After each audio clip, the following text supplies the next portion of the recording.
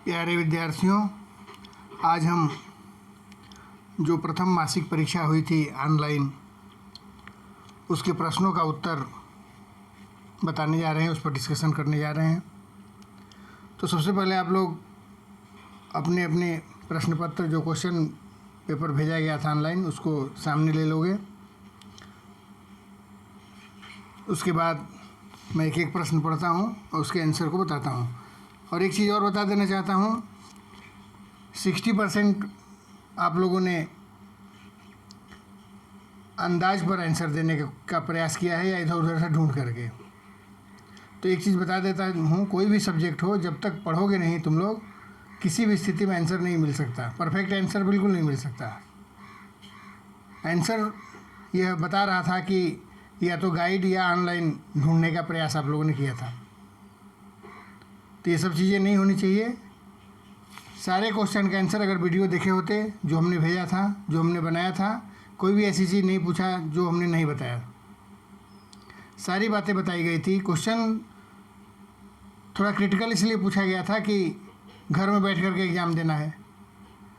अगर पढ़े होते, जो जिन लोगों ने पढ़ा है, 2-3 बच्चे ही मात्र हमें लग रहा था जो वीडियो देखे हैं थे और अच्छे से पढ़े थे सारे वीडियो को। तो शॉर्टकट में नहीं हो सकता, चाहे सब्जेक्ट कोई भी हो, पढ़ना तो पड़ेगा ही। इस बात का ध्यान रखना होगा। पहला क्वेश्चन मैं पढ़ रहा हूँ, स्नेह सुरा में कौन सा अलंकार है? जब वीडियो खोलोगे पहले पोएम का, उसमें मैंने सारे जितने पोएम पढ़ाया था, हमने जितने कविताओं का भावार्थ काव्य सौंदर्य बताया हूँ, सब में हमने अलंकार, काव्य सौंदर्य, सारी चीज़ें बताई एक एक करके। इस चीज़ को भी बताया गया उसमें। अनुप्रास अलंकार बहुत लोगों ने लिखा है। अनुप्रास अलंकार कब लिखा जाता है? जब एक वर्ण की आवृत्ति एक से अधिक बार होती है और वो भी दूसरा कोई अलंकार ना हो। तो यहाँ पर स्नेह रूपी सुरा, स्नेह रूपी मदिरा का पान कर रहे हैं। जब उपमेय और उपमान में अभेद स्थापित कर दिया जाता है, वहाँ रूपक अलंकार होता है। तो यहाँ पर रूपक अलंकार है, पहले वाले क्वेश्चन में रूपक अलंकार। सेकंड क्वेश्चन, अपने मन का गान से क्या आशय है? कवि की पंक्तियों में है, अब मैं अपने मन का गान किया करता हूँ। अपने मन के गान करने से तात्पर्य कवि का यह है कि जो उनके मन में आता है, उनके मन में प्रेम और भाईचारा की भावना आती है। तो सीधा सीधा आंसर यहाँ पर लिखा हुआ है। एक चीज़ और बता देना चाहता हूँ, क्वेश्चन पेपर के प्रारंभ में ही लिखा हुआ है, नोट, इम्पॉर्टेंट नोट लिखा हुआ है कि या तो क्वेश्चन का आंसर 1 वर्ड, एक शब्द या एक वाक्य, एक लाइन या एक वर्ड में आंसर देना है। तो निर्देशों का पालन करना भी अति आवश्यक होता है। क्वेश्चन खोले और कुछ भी लिखना शुरू कर दिए, इस तरह से पढ़ाई नहीं होती। क्वेश्चन के इंस्ट्रक्शन सबसे पहले पढ़ना होता है और उसके अनुसार आंसर देना होता है। जब लिखा हुआ है कि एक वर्ड या एक वाक्य में आंसर देंगे, तो एक वर्ड या एक वाक्य में देंगे। महाभारत नहीं लिखनी है वहाँ। बहुत से लोगों ने महाभारत लिख दिया है, बाद में लिख दिया सॉरी, काम खत्म। और हर पेज पर नाम और रोल नंबर लिखना है, ये भी बताया गया था। सभी टीचर भेजते जा रहे हैं कि हर पेज पर रोल नंबर और नाम लिखना है। मैंने भी भेजा था, उसके बाद भी बहुत से बच्चों ने केवल फर्स्ट पेज पर ही नाम और रोल नंबर लिखा है। पेज जब आपस में मिक्स हो जाएगा, ऑनलाइन एग्ज़ाम हो रहा है, तो कैसे पता चलेगा कि कौन सा पेज किसका है? सारे निर्देशों का पालन करना अति आवश्यक है। भविष्य में भी हो सकता है कि ऑनलाइन एग्ज़ाम हो, तो इन सब बातों पर ध्यान दोगे, केवल हिंदी के लिए नहीं, सारे विषयों के लिए। और सीरियस होकर के पढ़ाई करो। बोर्ड का एग्ज़ाम देना है। 30% सिलेबस ज़रूर कम कर दिया CBSE ने, पर नहीं पढ़ोगे तो 10% भी बहुत मुश्किल हो जाता है। 30 तो बहुत बड़ी बात है। तो सेकंड क्वेश्चन था, हमने अपने मन का गान से क्या आशय है? अपने मन का गान, कभी कह रहे हैं कि मैं अपने मन का गान किया करता हूँ। अपने मन का गान अच्छाई, प्रेम और भाईचारा की भावना जो उनके मन में आता है वो करते हैं, वो दूसरों को देख करके नहीं करते हैं। जो उनके मन में अच्छा लगता है वही गुनगुनाते हैं, जैसे यहाँ पर लिखा हुआ है। एक वाक्य में आंसर खत्म। तीसरा क्वेश्चन था, मैं और जग और कहाँ का नाता? इसमें 3 और का अर्थ बताइए। 3 और हैं अलग अलग, उनका अर्थ बताना है। तो पहला और अलग, दूसरा और समुच्चय बोधक के रूप में प्रयोग किया गया है। समुच्चय बोधक क्या होता है? जब दो वाक्य या वाक्यांशों को जोड़ने के लिए जिन शब्द का प्रयोग करते हैं उसे समुच्चय बोधक शब्द कहते हैं। दो स्वतंत्र उपवाक्यों को जब जोड़ते हैं, जैसे संयुक्त वाक्य पढ़े होंगे आप लोग 10th में, तो संयुक्त वाक्य में दो सरल वाक्यों को एक साथ जोड़ देते हैं, तो जिस शब्द से जोड़ते हैं उसे समुच्चय बोधक कहते हैं। ये समुच्चय बोधक का कार्य कर रहा है। और तीसरा और दूसरा, और माने दूसरा, अन्य, अधिक, ज़्यादा, कुछ भी हो सकता है इसमें। तो ये 3 और के अर्थ हुए। पहला ये अलग, दूसरा समुच्चय बोधक के रूप में है, और तीसरा में ये इतने हैं। स्पष्ट आंसर बहुत कम लोगों का मिला है। अब बहुत मुश्किल से किसी तरह से पास हुए हो तुम सब। क्वेश्चन नंबर 4, मुझसे मिलने को कौन विकल? में कौन सा अलंकार है? मुझसे मिलने को कौन विकल? मुझसे मिलने, म 2 बार है, तो अनुप्रास और प्रश्न अलंकार 2 है इसमें, तो 2 में से जो एक भी लिखा है उसको हमने सही किया है। यहाँ चूँकि क्वेश्चन मार्क है इसलिए प्रश्न अलंकार है। अब म 2 बार प्रयोग हुआ है। मुझसे मिलने को कौन विकल, को कौन, क 2 बार है यहाँ भी, और मुझसे म 2 बार है, तो अनुप्रास अलंकार में प्रकार अगर लिखना चाहें तो 6 का अनुप्रास है। नेक्स्ट क्वेश्चन, कवि के हृदय में कौन सा प्रश्न विह्वलता भरता है? कवि के मन में कौन सा प्रश्न विह्वलता मैंने बेचैनी भर रहा है, विह्वल कर रहा है, बेचैन कर रहा है। कौन सा प्रश्न? मैं हूँ किसके हित चंचल, करें किसी से मिलने की आशा नहीं है। कभी कह रहे हैं कि मेरा तो कोई इंतज़ार कर ही नहीं रहा है। जब मेरा कोई इंतज़ार नहीं कर रहा है, जिसका इंतज़ार कर रहे हैं, पक्षी के बच्चे घोंसले में इंतज़ार कर रहे हैं तो तेज़ी से चलता है। कोई पथिक है जिसका घर में इंतज़ार कर रहे हो, तेज़ी से बढ़ता है। लेकिन कह रहे मेरा तो कोई इंतज़ार कर ही नहीं रहा है, तो फिर मैं किसके लिए बेचैन हूँ, किसके लिए चंचल हूँ? तो किसी से मिलने की आशा नहीं है, या तो इतना लिख दे, या कोई मेरा इंतज़ार नहीं कर रहा है। दोनों में से कोई एक भी लिख देंगे तो हो गया आंसर।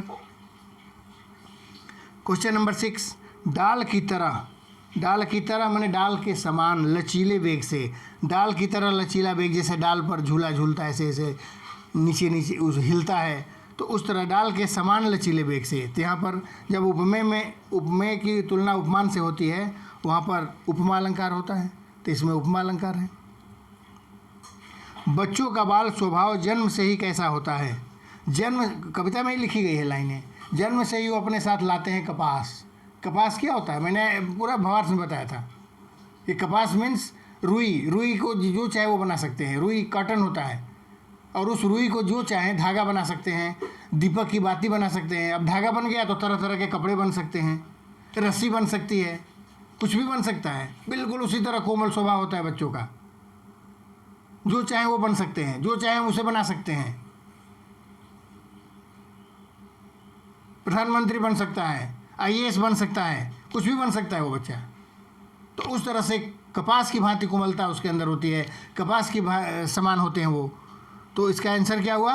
कपास के समान होता है। बच्चों का स्वभाव कैसा होता है? कपास की तरह। पोएम के आधार पर आंसर देना है, नेट पर आंसर नहीं मिलेगा। पेंग भरने से क्या तात्पर्य है? पेंग भरना, ये भी भावार्थ बताते समय बताया गया था। पेंग भरना झूला झूलने को बोलते हैं। जब बच्चे छत के इस कोने से उस कोने तक दौड़ करके जाते हैं, फिर उस कोने से इस कोने तक दौड़ के आते हैं, तो ऐसा लगता है जैसे झूला झूल रहे हों। तो पेंग भरने से तात्पर्य झूला झूलने से। हो गया आंसर 1-2 शब्द में। नेक्स्ट क्वेश्चन, भक्तिन के पिता की मृत्यु की सूचना कब मिली? ये प्रश्न है कि भक्तिन के पिता की मृत्यु की सूचना कब मिली। तो आप लोगों ने लिखा ठीक है, वो मायके जाने पर मिली। रास्ते में जब जा रही थी तो गांव की औरतें कह रही है कि हाय लक्ष्मण अब आई, हाय लक्ष्मण अब आई। तो उसे लगा कोई अनहोनी हो गई है, गया तो पिताजी। लेकिन आंसर इसका सटीक ये हुआ कि जब वो घर गई अपने मायके, तो पिताजी की डेड बॉडी भी नहीं रखी हुई थी, मृत शरीर भी नहीं था। अंतिम संस्कार तक कर दी गई थी उसकी भी माता ने, उसकी सौतेली माँ ने पिता के अंतिम संस्कार करने के बाद खबर दी थी उसके ससुराल में। तो परफेक्ट आंसर होगा कि पिता अंतिम संस्कार के हो जाने के बाद, अंतिम संस्कार हो जाने के बाद उसको सूचना मिली, लेकिन आप लोगों ने लिखा ठीक है मायके गई तो सूचना मिली, उसको भी हमने सही किया है, परंतु परफेक्ट आंसर ये नहीं था। सूचना तो मिली, लेकिन जब गई घर में तो मृत शरीर भी नहीं था, उसका अंतिम संस्कार भी कर दिया गया था। लिखा था कि ना उसका चिन्ह मात्र था, अवशेष। बुक निकाल करके लाइने देखो, वहाँ शॉर्ट काट मारने से पढ़ाई नहीं होगी। नेक्स्ट क्वेश्चन नंबर 10, भक्तिन के पति की मृत्यु कब हुई? अब यहाँ पति की पूछा जा रहा है, बहुत से लोगों ने पिता के ही लिखा। भक्तिन के पति की मृत्यु जब उसकी बड़ी की बेटी की शादी हो गई, बड़ी बेटी की शादी करने के बाद पति की मृत्यु हुई, ये परफेक्ट आंसर है। लेकिन जब मरे तो ये भी लिखा हुआ है कि वो भक्तिन उस समय 29 वर्ष की थी, मात्र 29 वर्ष की थी, तो उसके पति का देहांत हो गया। तो ये इस पर भी हमने सही किया है, लेकिन परफेक्ट आंसर हो गया बड़ी बेटी का विवाह करने के उपरांत पति की मृत्यु हो गई, ये लिखा हुआ है। पढ़ने पर पता चलेगा ना, या सुनने पर वीडियो में, नाटक करने से पढ़ाई नहीं होगी, इस बात का ध्यान रखो। नेक्स्ट क्वेश्चन, क्वेश्चन नंबर 11, भक्तिन के नाम में क्या विरोधाभास था? यह भी बात वीडियो में बताया गया है, स्पष्ट रूप से हमने बताया है, बुक में भी लिखा हुआ है, तो पढ़ना पड़ेगा, ये बात ध्यान रखो। भक्तिन के नाम में विरोधाभास, जब वो भक्तिन पहली बार गई महादेव वर्मा के पास, तो उन्होंने आग्रह करके कहा कि मेरा नाम लक्ष्मी है, लक्ष्मीन मतलब लक्ष्मी, जो धन की देवी होती है, और मेरे पास धन का अभाव है। लोभ लालच की बात नहीं हो रही यहाँ पर, बहुत से लोगों ने लोभ लालच की बात लिखी है, बल्कि भक्तिन इसलिए कह रही है कि नाम लक्ष्मी है और पैसा उसके पास एकदम बिल्कुल नहीं है, निहायत ही गरीब, जमींदार ने धूप में खड़ा करा दिया था, उससे बेइज्जत होकर वो घर त्याग कर दी और काम की तलाश में महादेव वर्मा के पास आई थी। तो उन्होंने आग्रह किया था कि नाम तो मेरा लक्ष्मी है, लेकिन आप इस नाम से मुझे नहीं पुकारेंगी, आप कोई भी नाम मुझे दे दीजिएगा। तो महादेव वर्मा ने उसका नाम भक्तिन रखा, कंठीमाला पहनी थी इसको देख करके, तो नाम की विशालता दुस्सह्य थी उसे। नाम लक्ष्मी था, धन की देवी, लेकिन धन का अभाव था, इस वजह से ऐसा हुआ। तो क्वेश्चन नंबर 11, धन की देवी पर धन का अभाव, धन की देवी नाम था उसका, लेकिन धन का अभाव था। क्वेश्चन नंबर 12, भगत जी कौन थे? भगत जी कौन थे? क्वेश्चन पढ़ना पड़ेगा, वीडियो देखना होगा, ये बात ध्यान रखो। बहुत से लोगों ने भगत जी कौन थे तो कबीरदास जी भगत थे। कबीरदास जी कहाँ से आ गए? कबीरदास जी चैप्टर में थे ही नहीं, कबीरदास जी को पढ़ना ही नहीं है। नौटंकी बना करके रखे हो तुम सब, घर में बैठ कर पढ़ाई हो रही है, उसके बाद भी सीरियसली नहीं ले रहे हो। हाँ, भगत जी कौन थे? भगत जी ये उपभोक्तावाद संस्कृति जो लिखा हुआ है, बाजारवाद, उस पाठ का लिया गया है ना। तो भगत जी यहाँ पर चूरन बेचने वाले थे, जिन पर बाजार के जादू का कोई असर नहीं होता था। वो जाते थे बाजार में, लेकिन पंसारी की दुकान पर चले जाते थे और वहाँ से चूरन खरीद करके, जीरा और नमक जो भी उनको चाहिए था चूरन बनाने के लिए, उसे खरीद करके लेके चले जाते थे। तो भगत जी चूरन बेचने वाले जरूर थे, लेकिन बाजार के जादू से परे थे। ये आंसर हुआ इसका सटीक। क्या लिखे हो अपनी कॉपी निकाल करके देख लेना सब। नेक्स्ट क्वेश्चन, क्वेश्चन नंबर 13, एक मित्र के खाली हाथ लौटने का क्या कारण था? बाजार दर्शन पाठ के आधार पर बताइए, खाली हाथ क्यों लौट गया था? खाली हाथ इसलिए, 3 तरह के मित्रों की चर्चा किया है लेखक ने पाठ में, बाजार दर्शन में। पहले एक मित्र थे जो बोले थे कि हम 1-2 सामान खरीद करके लेके चले आएंगे, लेकिन गए तो इतना सामान खरीद लिए कि किराया देने के लिए पैसे नहीं थे उनके पास। दूसरा मित्र एक ऐसे थे जो बाजार में गए, दिन भर घूमे, लेकिन एक सामान भी खरीद करके नहीं लाए। पूछा गया क्यों नहीं लाए? जब मित्र लेखक ने पूछा उनसे कि आप सामान क्यों नहीं लाए एक भी, तो बोले सारा सामान खरीदने को मन कर रहा था, फिर कैसे हम लेकर के आए, कौन सा सामान खरीदे कौन सा छोड़ दें, इसलिए मैंने कुछ नहीं खरीदा, सब खरीदने को मन कर रहा था, और एक खरीदूं तो दूसरा छूट जाता था, इसलिए मैंने कुछ नहीं खरीदा। और एक तीसरे होते हैं जो जाते हैं बाज़ार में, तो बाज़ार से जो ज़रूरत की चीज़ होती है वही खरीद कर लेकर आते हैं।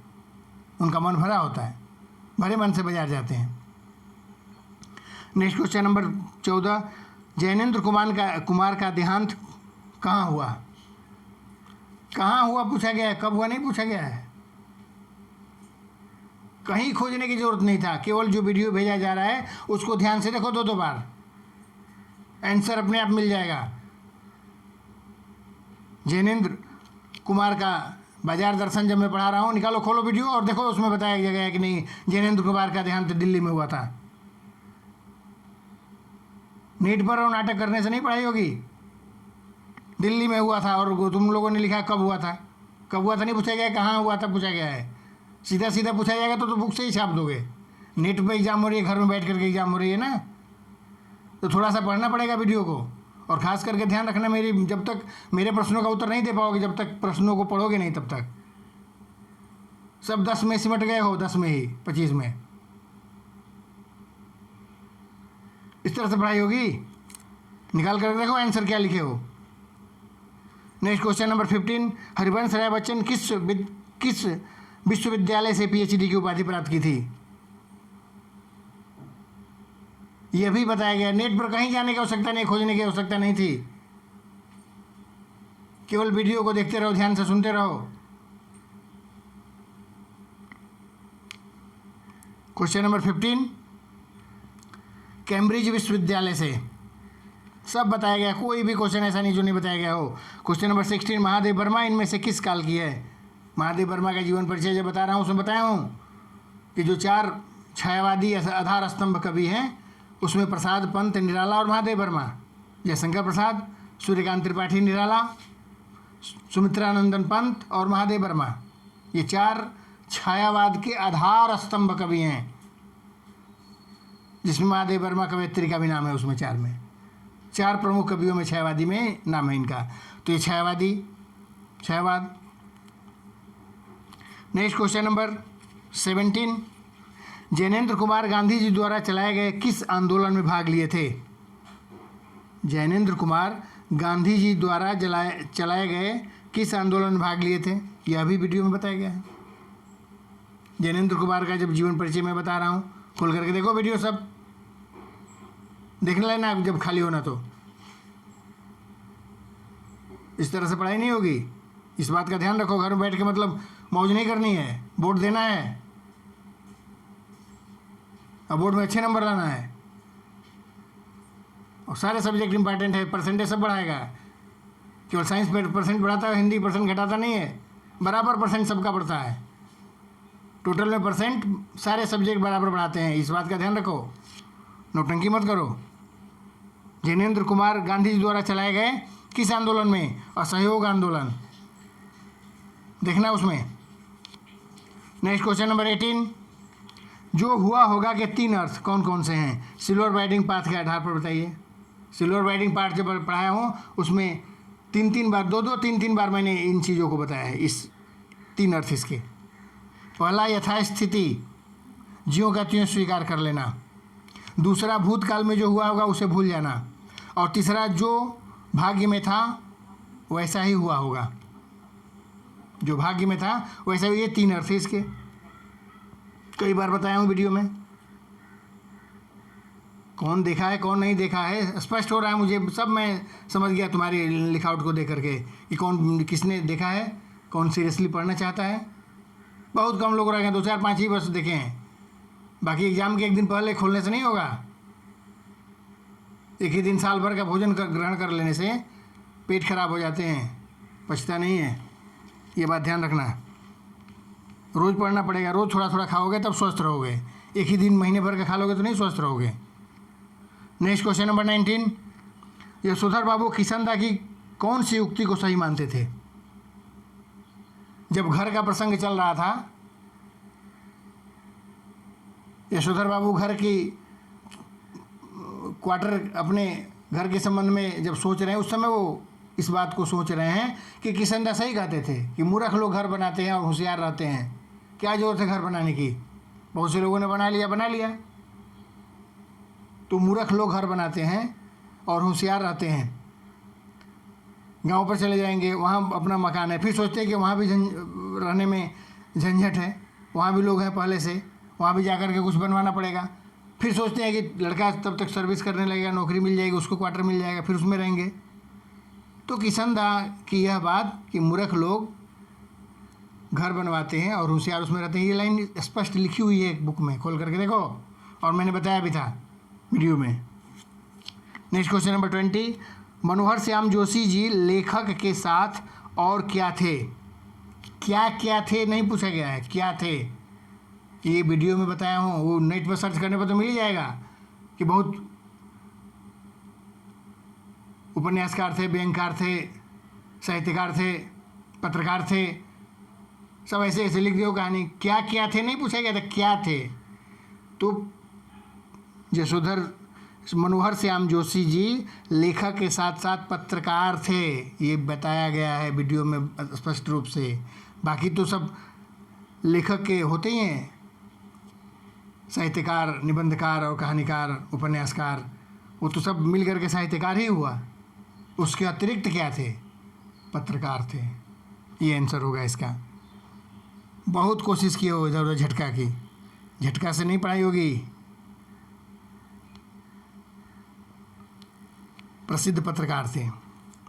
नेक्स्ट क्वेश्चन नंबर 21, यशोधर बाबू के किससे मिलने के प्रस्ताव को पत्नी और बच्चों ने मना कर दिया? यशोधर बाबू अपने रिश्तेदारों को, अपने परिवारों को मिला करके चलने वाले थे। जब बैठते हैं उस बिरला मंदिर में दिल्ली के, शाम को प्रवचन के दौरान जनार्दन नाम आ जाता है, सब मैंने बताया है वीडियो में।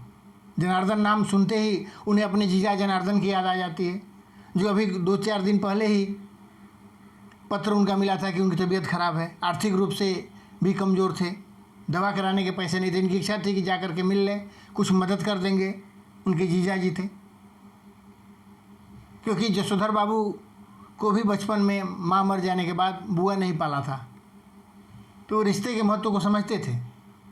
तो उस जीजा जनार्दन से मिलने जाने का प्रस्ताव रखे तो पत्नी और बच्चों ने मना कर दिया, नहीं चाहते किसी के यहाँ जाए, किसी की मदद करें, क्या लेना देना है रिश्तेदारों से। तो अपने जीजा जनार्दन से मिलने के प्रस्ताव को पत्नी और बच्चों ने मना कर दिया। ये है इसका आंसर, कुछ भी लिख देते हो। संचार के तत्व कौन कौन से हैं? एक ही चैप्टर संचार, जन संचार माध्यम से आया था, जो 11th में पढ़े हो और 12th में भी वो है, तो उसी को मैंने फिर से पढ़ाया। 11th में पढ़े हो, मैंने भी पढ़ाया, उसके बाद भी नहीं आ रहा है। प्रोटोकॉल नेट पर मिल गया, प्रोटोकॉल लिख दिए, एक ने लिखा, सबने प्रोटोकॉल लिख दिया। प्रोटोकॉल कहाँ है उसमें, जरा बुक निकाल करके देखो तो, जनसंचार माध्यम की पुस्तक का पहला चैप्टर है। इसका आंसर प्राप्त, स्रोत, संदेश, माध्यम, प्राप्तकर्ता, फीडबैक और शोर, ये पूरा चार्ट बना करके मैंने बताया था उसमें वीडियो में। फिर से कह रहा हूँ, वीडियो देखना अति आवश्यक है अगर चाहते हो अच्छा नंबर से पास होना। उन्हें खींच खाच करके किसी तरह 33% ही चाहिए, तो फिर जैसा चल रहा है चलो, 33 नहीं तो 22 तो आ ही जाएगा, फिर ग्रेस मार्क मिल करके गाड़ी निकल जाएगी, ये किसी काम के नहीं रह जाओगे फिर उसके बाद। ये बात ध्यान रखना, भेजते समय भी कम से कम पढ़ा करो, दिन भर पढ़ो मैथ साइंस, मना नहीं किया जा रहा है अकाउंट और BST, लेकिन कुछ समय के लिए तो पढ़ो इसको, डेली 1 घंटा तो निकालो। क्वेश्चन नंबर 23, फीडबैक किसे कहते हैं? फीडबैक भी उसमें उसी में चार्ट बना करके हमने बजाबते समझाया था। अब फीडबैक को इंटरनेट पर सर्च कर दोगे तो कुछ और ही लिख देगा, बहुत से लोगों ने वही लिख दिया है, टेक्निकल बात। फीडबैक प्राप्तकर्ता जब स्रोत से संचारक से रिसीवर तक जब न्यूज या सूचना जब पहुंचता है, तो प्राप्तकर्ता रिसीवर अपनी प्रतिक्रिया स्रोत को भेजता है कि कैसा था, नहीं था, अच्छा था, बुरा था, जो भी अच्छाई और बुराई के रूप में, उसे बोलते हैं फीडबैक। ये जन संचार माध्यम, मीडिया में पूछा जा रहा है फीडबैक, कोई सामान खा लिए उसका फीडबैक नहीं। मीडिया की बात हो रही है, तो उसे फीडबैक कहते हैं। यहाँ लिखा हुआ है देखो, प्राप्तकर्ता की प्रतिक्रिया को फीडबैक कहते हैं। कोई भी क्वेश्चन का आंसर एक लाइन से अधिक होगा, एक शब्द या एक वाक्य से अधिक, महाभारत लिखे हो। नेक्स्ट क्वेश्चन नंबर 24, भारत के पहले समाचार वाचक किसको माना जा सकता है? भारत का पहला समाचार वाचक कौन है? प्रतिमा पुरी लिख दिए हो नेट पर सर्च करके। प्रतिमा पुरी कौन बताया था? वीडियो देखो, वीडियो देखो। माना जा सकता है, आदिकाल में, प्राचीन काल में, सतयुग में, द्वापर में, त्रेता में, उस समय नारद जी समाचार भेजने का कार्य करते थे, एक जगह से दूसरी जगह समाचार देने का कार्य करते थे। तो माना जा सकता है, मानने की बात हो रही है। पहला कौन, किसको मान सकते हैं हम? नारद जी को मान सकते हैं, हमारे शास्त्रों में लिखा हुआ है, ये बुक में भी लिखी हुई है, संचार माध्यम की बुक में, केवल मैं बना करके नहीं बता दिया, जन संचार माध्यम की बुक में भी लिखी है, मैंने अपने वीडियो में बताया भी था। उसके बाद प्रतिमा पूरी हो गई। नारद जी ने सबको समाचार एक जगह से, देवलोक से पृथ्वीलोक, पृथ्वीलोक से ब्रह्मलोक, ब्रह्मलोक से विष्णु लोक, हर जगह वो समाचार देने का कार्य करते थे। तो किसे माना जा सकता है? पहला नारद जी को। उसके बाद दूसरा भी बताया था हमने, उसी महाभारत काल में संजय समाचार देने का कार्य करते थे। महाभारत कुरुक्षेत्र में हो रहा था, लेकिन महल में बैठ करके धृतराष्ट्र को संजय ने पूरी महाभारत की कथा आंखों देखी हाल सुना रहे थे, लाइव टेलीकास्ट कर रहे थे। तो दूसरे वो हैं, वो नारद जी के बाद थे। प्रतिमा पुरी का नाम अभी कहाँ से आ गया? नेट पर सर्च करने से नहीं पढ़ाई होगी। मेरे क्वेश्चन का आंसर देने के लिए वीडियो देखना, किताब को पढ़ना अत्यंत आवश्यक है। सीधा सीधा आंसर नहीं मिल जाएगा नेट पर सर्च करने से। फिर से बता दे रहा हूँ, प्रारंभ में कागज का निर्माण किन किन चीज़ों से हुआ? जो बता रहा हूँ और जो बताया हूँ सारी चीज़ें पुस्तक में भी देख सकते हो, और मैंने बताया भी है वीडियो में, जहाँ से उचित लगे। प्रारंभ में कागज का निर्माण किन किन चीज़ों से हुआ? कागज का निर्माण सबसे पहले 105 में, सन 105 में हुआ। कुटी हुई छाल, वृक्षों की कुटी हुई छाल, सन एक प्रकार की घास होता है, पुराने कपड़े, मछली पकड़ने के जाल का उपयोग से, इन सब चीज़ों का प्रयोग करके पहली बार जब कागज़ का निर्माण हुआ था तब हुआ था। प्रारंभ में कागज़ का निर्माण कैसे हुआ था? बांस से, वृक्ष से, वो तो आज भी हो रहा है, उसको नहीं पूछा गया है। प्रारंभ में 105 में जब बना था, सन 105 में, तब कैसे हुआ था? तो इस तरह से क्वेश्चन को ध्यान से सुन लो। इस वीडियो को जब जब भटके दिमाग, सुन लेना इस वीडियो को, और अपने क्वेश्चन को देखो कॉपी में क्या लिखे हो और मैं क्या बता रहा हूँ, क्या लिखा हुआ है, एक्चुअल में क्या होना चाहिए। इसके पहले जो हमने चैप्टर पढ़ाया था, कुछ 30% चैप्टर कम हो गए। मैं नया सिलेबस दे दूँगा। जो कल परसों हमने वीडियो भेजा था वो है सिलेबस में, वो नहीं कटा है। तो उसके भावार्थ और काव्य सौंदर्य जो मैंने बताया है, कम से कम उतना लिख करके और भेजो उसको मेरे पर्सनल व्हाट्सएप पर। और कोई डाउट हो तो कॉल करो, बेहिचक कॉल करो।